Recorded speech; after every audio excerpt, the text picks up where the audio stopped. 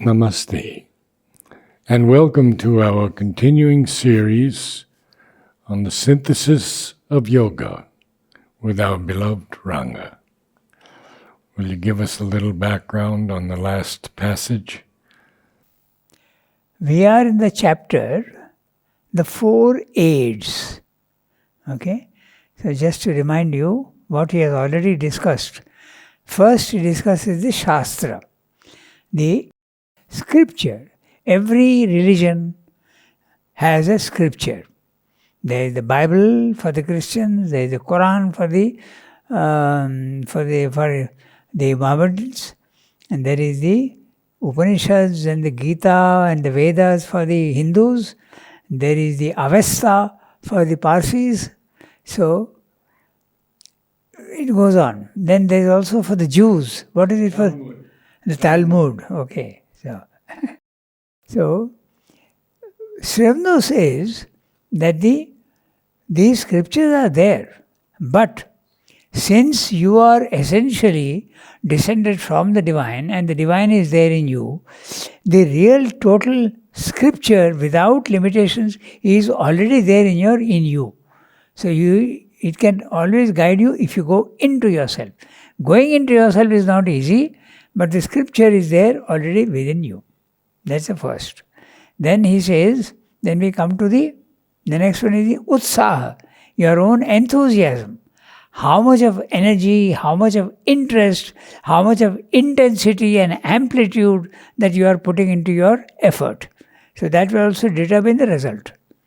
So then he comes to the Guru, and he is discussing now the Guru, and we are in the paragraphs all refer to the Guru. Even the one we are going to read now refers to the Guru. There again he tells you that the divine is there seated in the heart of every living creature, not only human beings. So he can guide you again, but you have to go into yourself and find him, and then he will guide you. So these are the 3 things. And the last one which we have not yet discussed is time. You have to give time for everything. Nothing gets done immediately. Everything, there is a maturity period and a period of gestation and a period of maturity. And finally, there is a delivery. So, we start, I'll read the summary of what he said in the previous para, so that we get the sense of continuity. Okay? Hinduism, realistic in its approach to yoga, recognizes the initial imperfection and limitation of the individual jiva, the individual soul, and provides for him the concepts of the Ishta Devata, which is the chosen deity. In India, most families have an Ishta Devata, their own family godhead, if you want, okay, which they worship. So that is the Ishta Devata. Then there can also be the avatar and the guru. So all these are concepts which are there in the Hindu tradition. The Ishta Devata is not a lesser power, but a form, a name, an approachable entity representing the highest transcendental. You need something concrete, so the Ishta Devata is that. But if you see it only as a symbol, it won't do. You don't see it as a thing in itself. You see it as something representative of the highest. And there are many religions which don't accept the limited form of the divine. Islam doesn't accept. Okay? In our Indian tradition, the Arya Samajists also don't accept. How can God be lodged in a limited form? He is formless.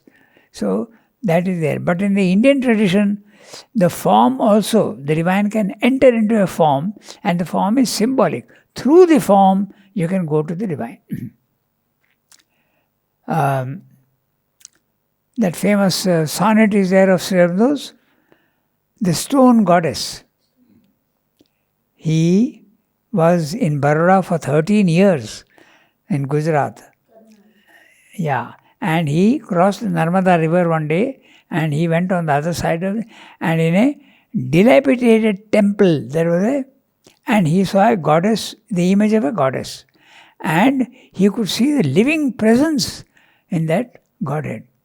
So, in fact, we have a concept in India for that. There are certain temples or places of pilgrimage where the Godhead through the form is living. They say Jagrat, okay? And there are some where that presence has gone and it's only a stone. So slowly it falls into disuse and nobody goes there anymore.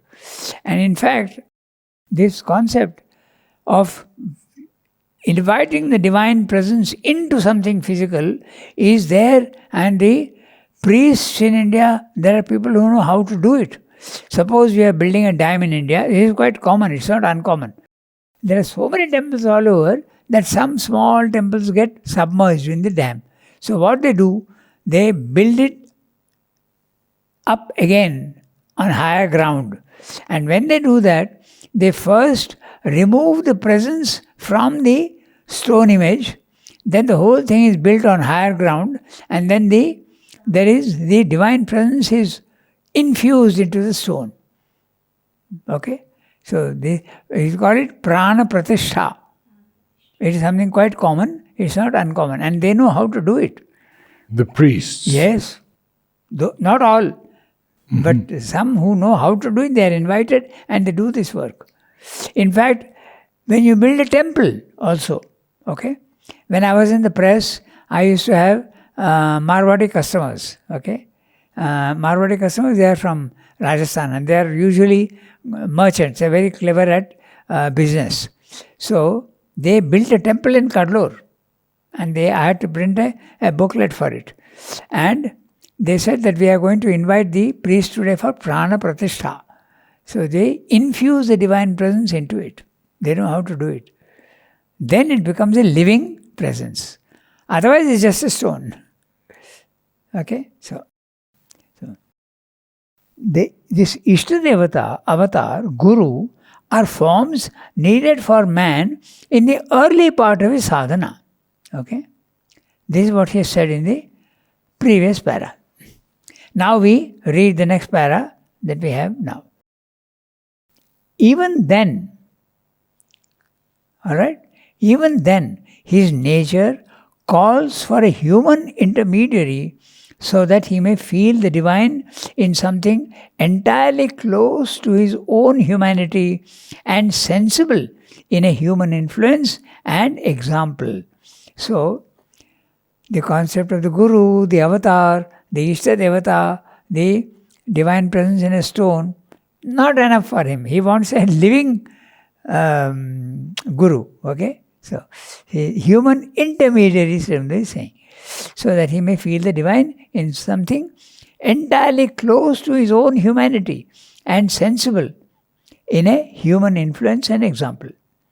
This call is satisfied by the divine, manifest in a human appearance, the incarnation, the avatar, Krishna, Christ, Buddha.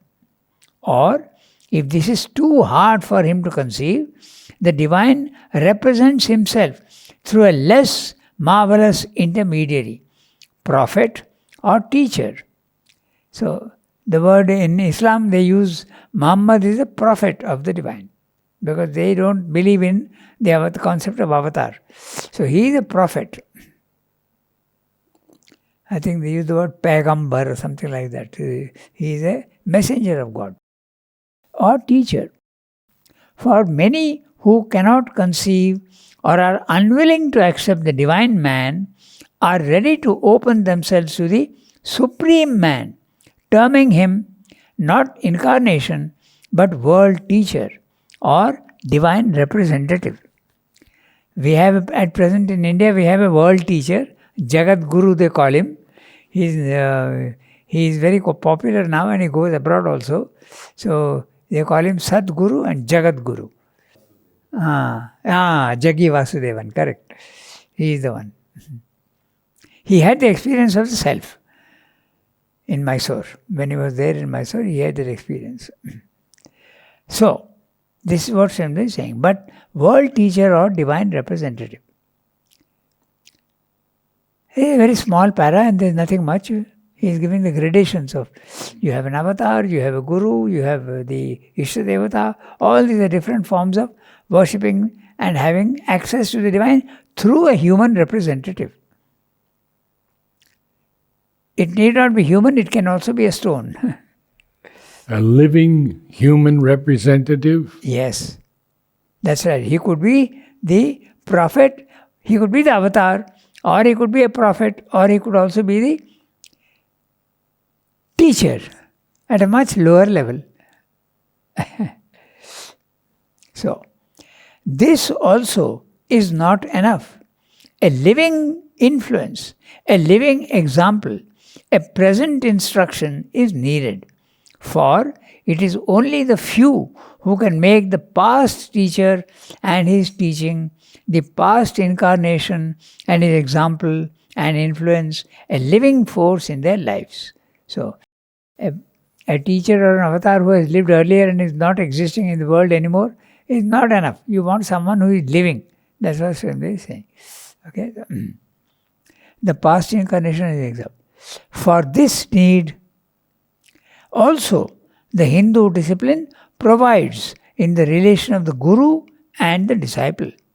The guru may sometimes be the incarnation or world teacher, but it is sufficient that he should represent to the disciple the divine wisdom, convey to him something of the divine ideal, or make him feel the realized relation of the human soul with the eternal. So what Srimad is saying is that the guru, he may be an ordinary man, but it depends on how you are seeing him. You have to surrender and you have to think that he is the divine representative. And even if he is imperfect and even if he is just an ordinary man, your belief will get you the guidance that you need through him. In fact, he mentions very clearly that Vishnu Bhaskar Lele, who was a yogi, he had some experiences, but he was in education, in wisdom, in understanding, far inferior to Sri Aurobindo. And yet, Sri Aurobindo took him as initially his guru, and then he immediately, in 3 days' time, he got the experience of the nirvana.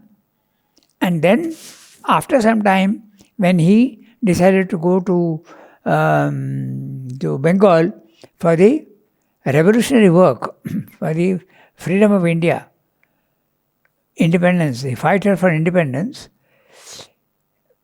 he lost touch with Lele. So Lele was not there anymore to guide him. So he asked him that, will you be able to get your guidance from within yourself? He asked him. And Sri Aurobindo said, yes. And then he went to Bengal. And so then the inner guru started guiding Sri Aurobindo. And that inner guru became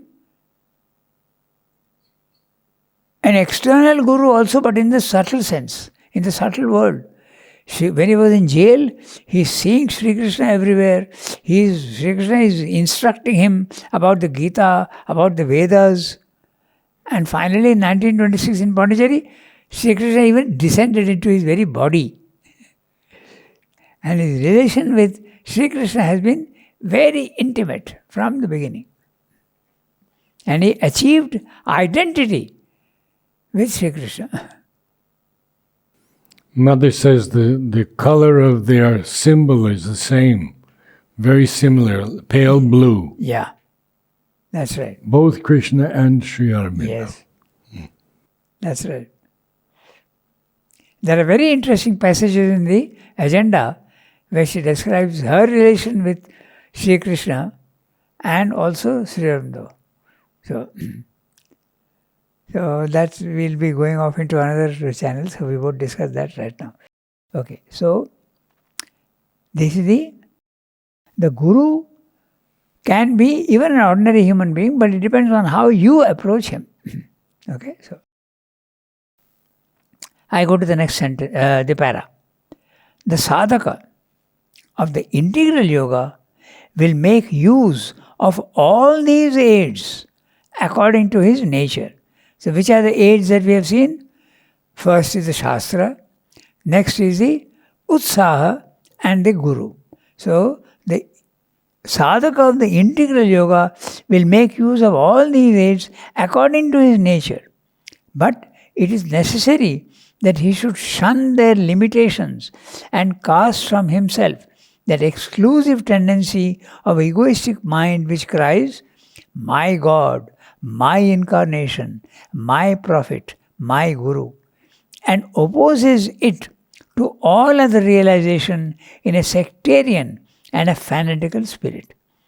All sectarianism, all fanaticism must be shunned, for it is inconsistent with the integrity of the divine realization. Most religions think that their religion is the supreme, is the best.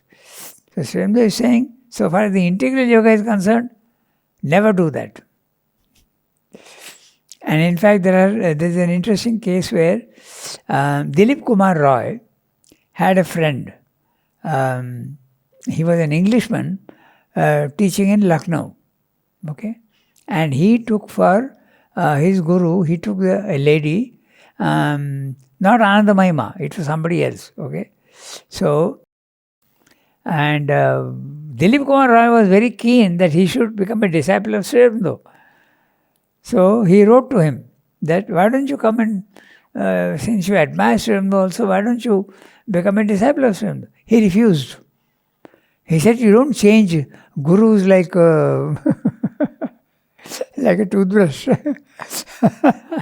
So, and Sri Aurobindo supported him. Sri Aurobindo said, he is absolutely right. You just don't do that. You accept one, and that is the... But there should be no sectarianism. Okay? In fact, that is exactly what should not be done. There are many people, even in the ashram, who say, come to Mother and Sri Aurobindo and try to attract disciples and all. But that is something that should never be done. If someone comes by themselves, that's okay. And if they want certain help, that sort of help can be given. They can be guided to which book they should go and all that.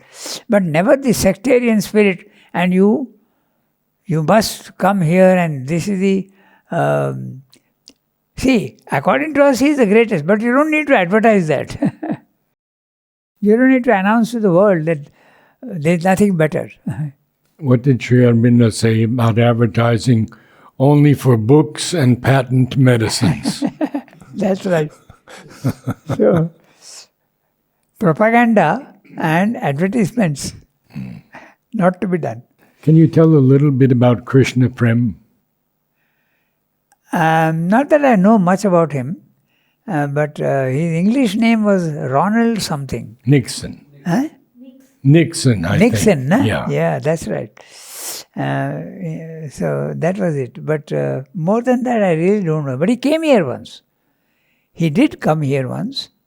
And I have a vague memory of having seen him also. But he achieved quite a lot in his yogic life. Quite? In his yogic life, Krishna Prem realized quite a good deal. Okay? And he had a very close friend, another friend, Arjava, who came here and settled here. And became a poet. Yeah, he became a poet. And it was very, he died very young. Yes. He had a problem and he didn't want to go back to, England for treatment. And same like Wilson's daughter. When she also was ill, they suggested that you go back to the States. She said, maybe they can look after my body, but who will look after my soul? I don't want to leave the ashram. So she passed away here in the ashram itself. Yes. So something similar also with Arjava. Okay. And He was in his 30s, I think. huh? He was in his 30s, Yes, I yes, think. he died very young. Yeah. He had to be taken to Bangalore, and there he passed away. Sri Aurobindo has given him a pretty high praise in his poetry. Very. And he told him that poetry comes naturally to you. In the beginning, Sri Aurobindo guided him in prosody, rhythm, meter, and the different things and all that. Because he was not a poet at all to begin with. So when he came here, there was an atmosphere of poetry. Everybody was writing poetry. But note interestingly that all of them were writing poetry, but Sri Aurobindo was giving the guidance. Amal Kiran, who had written a huge book of poems, Neruda also, Sun Blossoms, all these are poets. But when Sri Aurobindo was not there, no more poetry. That's the best proof that it was he who was giving guidance. In fact, in one letter, Nirudvaran writes to him that, why don't you send me inspiration? Now, this is a very interesting note. Sri Aurobindo says, when do you sit for writing? So he says, I sit at such and such a time. He says, good, I'll send it to you. So he needs to know the time also so that he will send it like and then he has to receive and write down. And the reception is according to your nature. So once the source dried up, okay, no more poetry for all these people. Okay, so in this one he's saying, no sectarianism, no fanaticism, they must all be shunned. Absolutely. Whereas normally there is a fanaticism in most religions. It's here also. Huh? It is here also. Yes, it is there. And that should not be. Yes. So, on the contrary, all very, very small paras, interesting. On the contrary, the sadhaka of the integral yoga will not be satisfied until he has included all other names and forms of the deity in his own conception, seen his own Ishtadevata in all others, unified all avatars in the unity of him who descends in the avatar, welded the truth in all teachings into the harmony of the eternal wisdom. So, don't shun the others and say that they are inferior or they are not okay. Read them and get the maximum benefit out of all these things. And very often, when you read other things, Sri Aurobindo's language is not easy to understand. So when you read other things, then you begin to understand what Sri Aurobindo is saying, because they use simpler language. But Sri Aurobindo's language is complex because he is global. He is very, very descriptive, and he is giving you a lot of information in one sentence. The others may have to build 4 sentences or 5 sentences. Sri Aurobindo gives it in one sentence. His use of words is like that. Okay? So, Sri Aurobindo is saying, you must include all wisdom. There is no question of separation and sense of, I don't want this. That should not be there. Okay? Nor should he forget the aim of these external aids, which is to awaken his soul to the divine within him. Nothing has been finally accomplished if that has not been accomplished. It is not sufficient to worship Krishna, Christ or Buddha without means externally. If there is not the revealing and the formation of the Buddha, Christ and Krishna in ourselves, internally. So you must be able to make that a living presence within yourself. Simply worshipping you outside is of no use. I can't say no use, but less use, less real. But Sri Aurobindo is using very categorical statement he is making. Nothing has been finally accomplished if that has not been accomplished. It is not sufficient to worship Krishna, Christ or Buddha without externally. If there is not the revealing and the formation of the Buddha, Christ and Krishna in ourselves, within, okay, all other aids equally have no other purpose. Each is a bridge between man's unconverted state and the revelation of the divine within him. Clear? So all these aids are only intermediaries trying to put the outer man in contact with the inner reality. That's it. And the inner reality can be a psychic being or it can be the self. That's the starting point normally. Okay? I go to the next section. Now, Srimad is going to describe to us what should be the attitude of the teacher in the integral yoga. Okay, so the teacher of the integral yoga will follow as far as he may the method of the teacher within us. He will lead the disciple through the nature of the disciple, teaching, example, influence. These are the three instruments of the Guru. But the wise teacher will not seek to impose himself or his opinions on the passive acceptance of the receptive mind. He will throw in only what is productive and sure as a seed which will grow under the divine fostering within. He will seek to awaken much more than to instruct. He will aim at the growth of the faculties and the experiences by a natural process and free expansion. He will give a method as an aid, as a utilizable device, not as an imperative formula or a fixed routine. And he will be on his guard against any turning of the means into a limitation, against the mechanizing of process.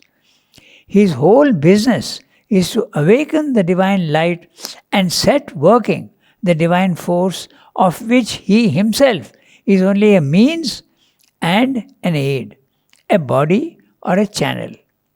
Now this is very interesting because his dealing with each sadhak will be different.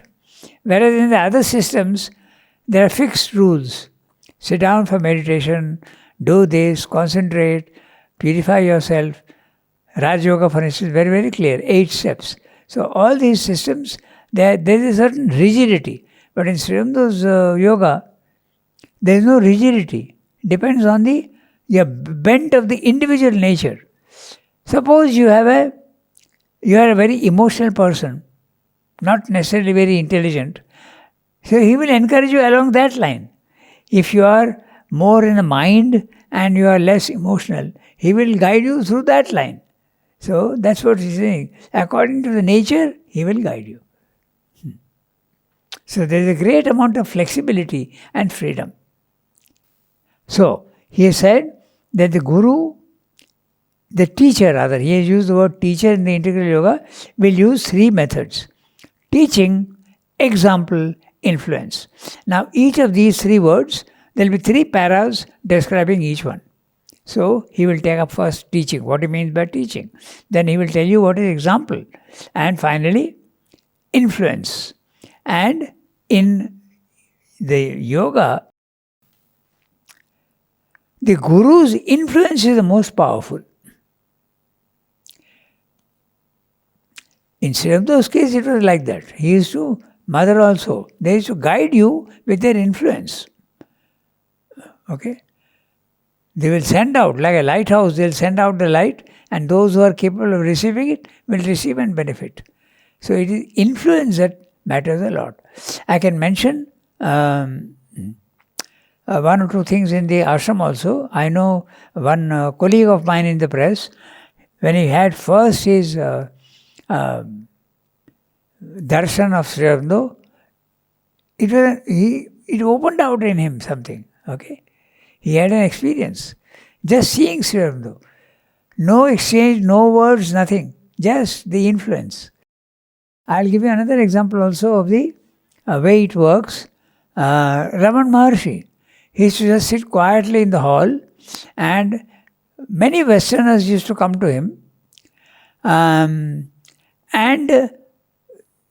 Westerners are more intellectual minded. Okay, that's usually they have many questions in their head. They have got many questions, and many of them, they used to come there and sit in the hall, and Raman Maharshi is not speaking a single word. But at the end of an hour or two, no more questions. Their questions are all solved. Influence. I think it was Temi's father who said, when you go into Raman Maharshi, have a clear mind with all your questions that you want to ask him, and he will answer them. And she went in, all the questions disappeared. All gone. Exactly. So this is the famous novelist, English novelist, Somerset Maugham. He wrote many interesting books. One of them is The Razor's Edge, which was made into a film also later on. So it's his experience in Raman Ashram. Okay. Oh. And he had the same thing. He said that I just sat there and all my questions were gone. So that is the influence that Srimati is talking about. Okay, so now we go to the next one. As I said, he will explain one by one the teaching, the example, and the influence. So, but we have not finished the para, na? No. Yeah, so we'll finish the para first and then. So, he will lead the disciple through the nature of the disciple. Through the nature of the disciple. Teaching, example, influence. These are the three instruments of the Guru. But the wise teacher will not seek to impose himself or his opinions on the passive acceptance of the receptive mind. He will throw in only what is productive and sure as a seed which will grow under the divine fostering within. The divine will encourage you to develop what is already there in you. He will give you the guidance and the help. He will seek to awaken much more than to instruct. He will aim at the growth of the faculties and the experiences by a natural process and free expansion. He will give a method as an aid, as a utilizable device, not as an imperative formula or a fixed routine. And he will be on his guard against any turning of the means into a limitation, against the mechanizing of process. Full freedom. For everybody it will be a different process. His whole business is to awaken the divine light and set working the divine force of which he himself is only a means and an aid, a body or a channel. So now, the example. What is meant by the example? The example is more powerful than the instruction. But it is not the example of the outward acts, nor that of the personal character, which is of most importance. These have their place and their utility. But what will most stimulate aspiration in others is the central fact of the divine realization within him, governing his whole life and inner state and all his activities. This is the universal and essential element. The rest belongs to individual person and circumstance. It is this dynamic realization that the sadhak must feel and reproduce in himself according to his own nature. He need not strive after an imitation from outside, which may well be sterilizing rather than productive of right and natural fruits. There are many people who used to say, "Oh, mother was not doing that, so I will not also do that." First of all, there is a huge difference between you and mother, and you can't do what she is doing. Number one. Number two, it's not external. I'll give you an instance. Okay, according to his own nature, he need not strive after imitation from outside. For instance, mother could not digest milk. Okay, this is common. Many people can't digest milk. Okay, it doesn't agree with them. So you can't conclude from there that you shouldn't drink milk. It's not an imitation that you should do. That's what Swami is warning you.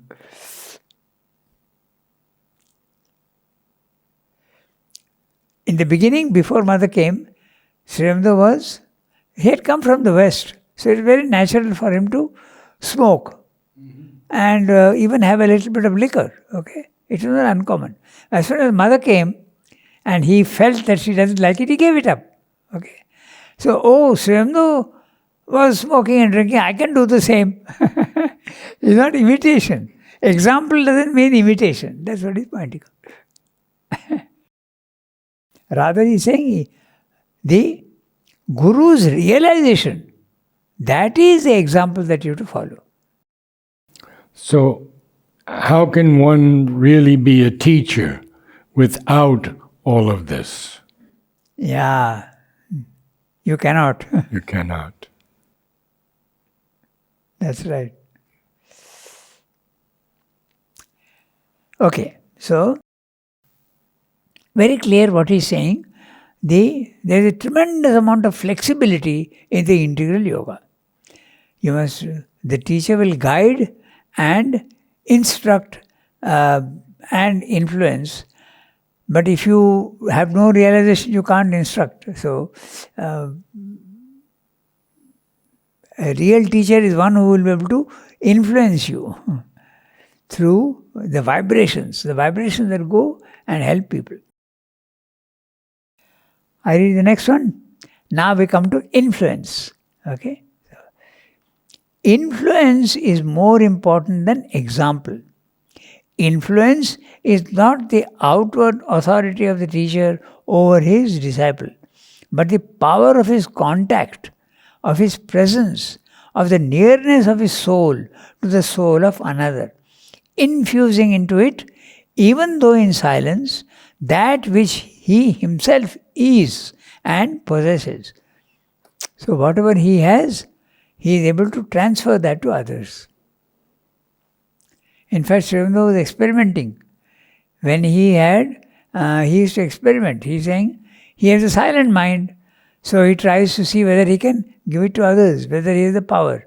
And he did that, and there is a very interesting story about the Tamil teacher. He had a Tamil teacher in Pondicherry, and he experimented and gave him the silent mind.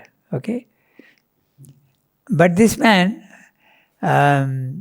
he came running to Srimda and said, "Sir, I have become an idiot because I can't think anymore." And Srimda said that he was not an idiot. He had not become an idiot. He was an idiot to begin with. Because he didn't realize the value of what he had got. Yeah. I have interviewed at least one person who said he had the silent mind and almost went crazy. There was nothing. Not easy to have a silent mind. Okay. So, this is the influence. And they will give you what you are able to digest. If they give you more, it won't do. They will give you exactly what you need. That is the integral, the teacher. Okay. And The influence also, I'll give you more instances also.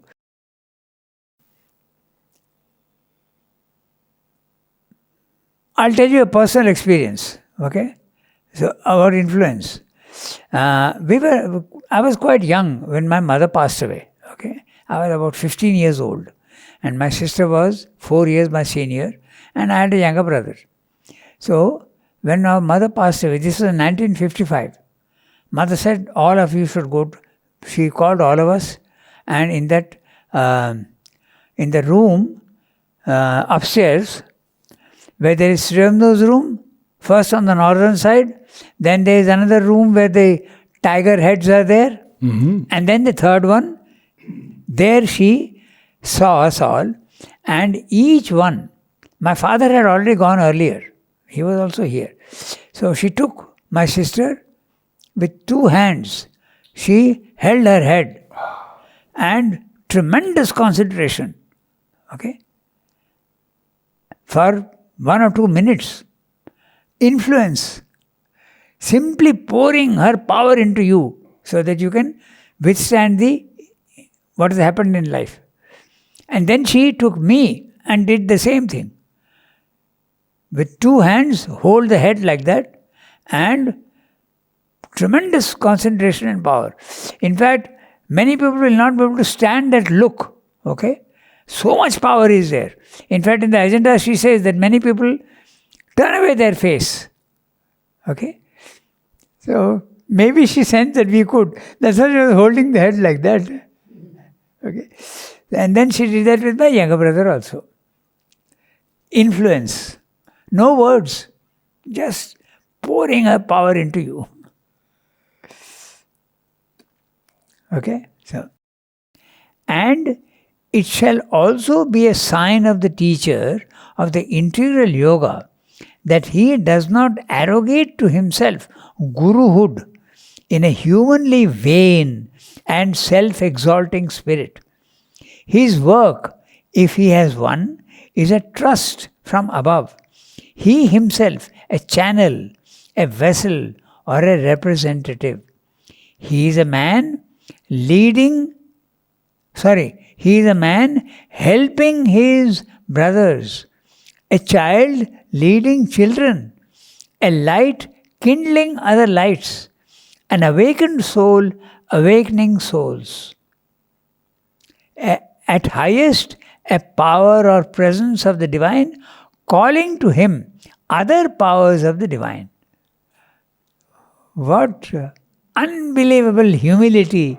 And 90% of the time the guru thinks himself to be superior. But here is Sri Aurobindo saying, you are a child guiding other children. Okay? You are a brother guiding your brother.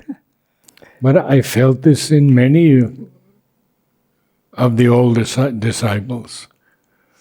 I always felt a welcoming from Nolini, not as a teacher, as a friend. Madhav Pandit, Pavitra, so many. They never professed any arrogance at all. Not in my experience. I don't know yours. Well, I was not very close to Nolinida or Pavitrada. I was not. But Niruddha I was very close to. Oh. He used to come to our house and he used to be our teacher. Even after knowledge also, we used to continue having classes with him. We used to read Sri Aurobindo together. So yes. Okay. So then the next section, he goes to Kala, time. Okay. The first aid, the 4 aids, Shastra, scripture. The second, your own enthusiasm. Okay. The intensity of your aspiration. Third, the Guru. And there are many grades of the Guru. He has discussed all those grades. Then now, finally, time. You must never be impatient. So you must allow time to do. Okay. Everything has a a gestation period and a time. Rice grows in 3 months' time. Okay, a human child takes 9 months to come to birth. Okay, so like that, everything there is a time. So you can't hurry up the process. If you do that, you are likely to harm yourself and harm the process. There is a natural movement that takes place. So I'll read this last section. The sadhaka who has all these aids is sure of his goal. Even a fall will be for him only a means of rising, and death a passage towards fulfillment. For once on this path, birth and death become only processes in the development of his being and the stages of his journey. So, even death and even failure and a fall are only incidents on the way, he says. The journey is often broken up into various sections, and these are the birth and death, birth and death, birth and death. But your end is sure for everybody. Everybody is bound to reach the goal at different times, with different conditions and different days. But not a single human being, we cannot say of him that he will not reach the goal. Everybody is destined to reach the goal. More time, less time. Time is a remaining aid needed for the effectivity of the process. Time presents itself to human effort as an enemy or a friend, as a resistance, a medium, or an instrument. But always it is really the instrument of the soul. There is a very beautiful line in Savitri. Time, the executor of my will. In Savitri. So time is the executor of my will, the divine is saying. So you need time. There's another line, timeless, in the timeless, in time ever born. Yes.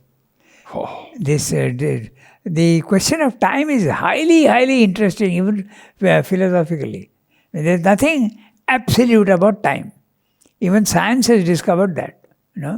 Even Einstein's theory of relativity shows that time is not something fixed. It can vary for different conditions and different people also. The famous example is there of the two twins.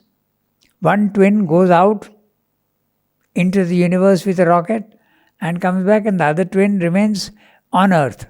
By the time this one comes back, after 2 years for him, here 50 years has gone and his twin brother has passed away. So when you go according to your speed, time slows down. So there are so many. Even Mother in Agenda also there are very interesting incidents. So, but if I go there again, we'll not be able to finish what we are doing. So we'll do that. So time is a very interesting thing. It's really an instrument of the soul. So quickly we'll see. Time presents itself to human effort as an enemy. When does time become an enemy to you? When you are impatient. When you are impatient, it's an enemy. There is an English phrase, na? A watched pot never boils. You heard of that, na? Yes. Oh, yes. So you want it to boil. Why is it not boiling? You are impatient. But it won't. So time becomes an enemy when you are impatient. But if you are patient, it becomes your instrument. So I'm very saying, na? A friend as a resistance, a medium or an instrument depending upon your attitude. But always it is really the instrument of the soul. I read the next para. Time is a field of circumstances and forces meeting and working out a resultant progression whose course it measures. To the ego, it's a tyrant or a resistance. To the divine, an instrument. Therefore, while our effort is personal, time appears as a resistance, for it presents to us all the obstruction of the forces that conflict with our own. When the divine working and the personal are combined in our consciousness, it appears as a medium and a condition.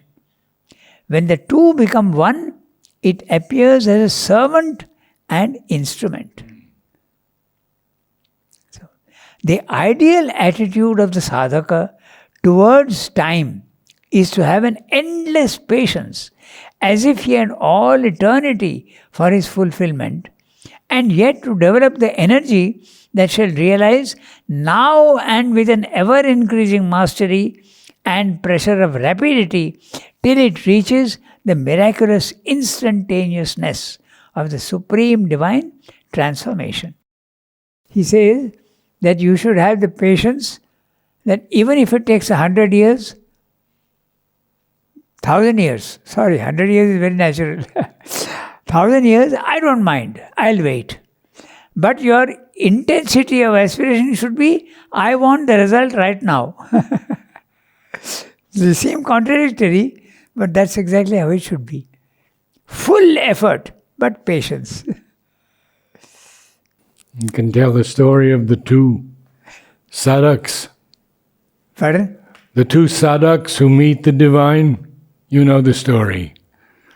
He says to the one, it will take you 10 years. And he says, that one. Okay, 10 years. Narad. Yes. The story of Narad, yeah. So, Narad is the human divine. He is the one who is in between them. Yeah. And, he meets a yogi. And the yogi asks him, you are going to see Vishnu? He says, yes, I'm going there. Why don't you ask him, when will I get my liberation? So he says, yes, I will ask him. Then on the way, he meets a poor, illiterate farmer. And he asks him, and the farmer also asks him, when are you going to Vishnu? He says, yes. He says, please ask him when I will get my liberation. So he goes to Vishnu, comes back, and when he meets the yogi first, the yogi asks him, did you ask? He says, yes, I did ask. So what did Vishnu say? He says, you will achieve your liberation in 5 lives. And the yogi starts crying aloud, my God, how cruel is the divine. He is going to give me 5 lives more. I am putting in so much effort. Okay. Then he goes to the poor farmer and he asks the farmer asks him, did you ask Vishnu? He says, yes, I did ask. What did Vishnu say? He said that you will achieve your liberation in 1,000 lives. And the farmer is overjoyed. He says, oh, so I will ultimately get my liberation. How kind is the divine. So, this story illustrates the patience that is needed.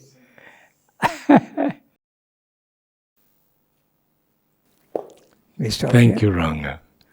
Namaste. Thank you all for coming.